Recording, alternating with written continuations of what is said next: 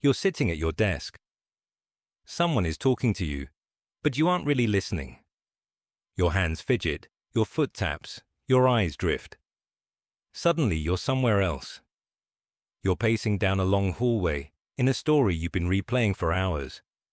You're mouthing the dialogue in your head, hearing every word as if it's real. For a moment, life outside disappears, and everything inside feels more alive than the world around you. It starts small. Maybe you're bored. Maybe something in real life feels too dull or too heavy. And then your mind drifts. Slowly, a scene builds. You're talking to someone in a cafe that doesn't exist, or delivering a speech, or saving the world. Every detail is perfect. The way light falls on the table, the sound of footsteps in the hallway, the way someone laughs at your joke. Soon, you're standing up without thinking, pacing across the room, acting out what's happening in your head. Your lips move as you speak lines you've rehearsed a dozen times. Your heart races with the story, and for a few hours, reality fades into the background. Why do we do this? Because it feels real. It feels alive. In your daydream, you are brave, loved, powerful, in control. Every conversation goes exactly the way you want. Every mistake, every awkward moment in real life can be rewritten. It's safe. It's thrilling. And sometimes, it's addictive.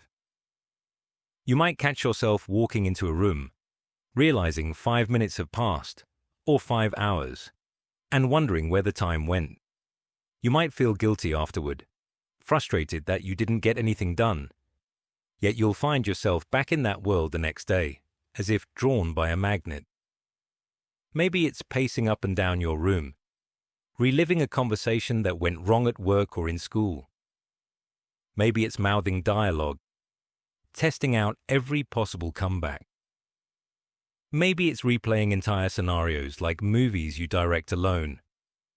You imagine yourself in impossible situations, saving someone from danger, confessing love, being applauded for something amazing. And it feels better than real life, at least for a while. The problem is, the world outside doesn't pause. Emails pile up. Assignments are due. Friends notice you aren't fully present. And yet, that inner world keeps calling, because it promises what reality can't. Control, excitement, perfection. It's not laziness. It's not just boredom. It's a habit your mind fell into, a way of escaping a reality that sometimes feels too slow, too messy, or too painful. And for some, it's the only place where life feels completely theirs. Hours spent inside that inner world aren't harmless. Sleep slips away as the night drifts by, your head full of imagined conversations. You feel isolated, even when surrounded by people. The storylines you create become more important than what's happening around you. You may start to avoid social interactions, preferring the control and comfort of your mind. And sometimes, you feel a mix of shame and wonder. Shame that you wasted time, wonder at the vividness of your own imagination. The good news is, you don't have to stop dreaming to live a full life.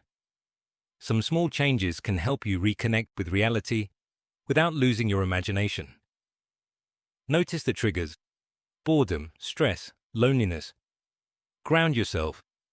When you catch yourself pacing or mouthing lines, touch a table, breathe deeply, feel your feet on the ground. Channel it. Write your stories. Sketch them. Act them out intentionally for fun.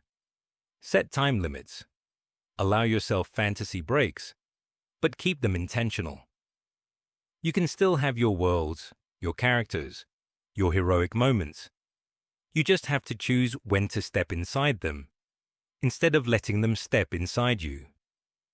Maladaptive daydreaming isn't about a lack of focus or laziness.